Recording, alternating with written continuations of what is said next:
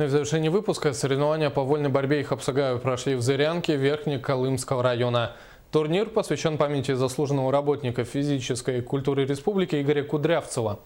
Кто стал обладателем кубка, расскажет Наталья Ломанова. В этом году соревнования по вольной борьбе и борьбе хапсагай собрали рекордное число как зрителей, так и участников. Показать свою силу, ловкость и выносливость приехали школьники из всех 6 населенных пунктов района, всего 52 человека. Вольная борьба – самый массовый вид спорта не только в республике, но и на Верхней Колыме. Я занимаюсь борьбой, потому что мне нравится. Хочу стать как Виктор Лебедев. Хочу победить в этих соревнованиях, полететь в Якутск, тоже победить. Хочу достичь больших высот, как Виктор Емельевич.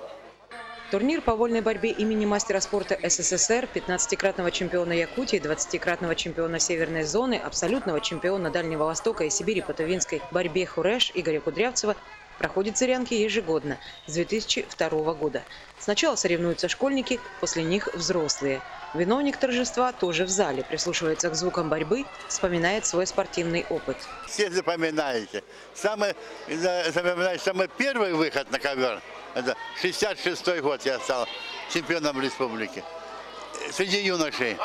И самый последний, 96-й год, это 40-летие развития вольной борьбы в Якутске, 20 лет тому назад.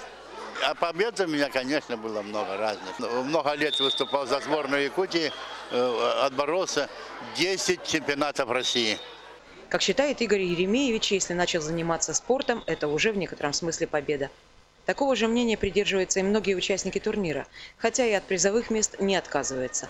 В этом году первое место в командном первенстве заняли воспитанники Зырянского центра здорового образа жизни. Наталья Ломанова, Александр Данилова, НВК «Саха», Зырянка.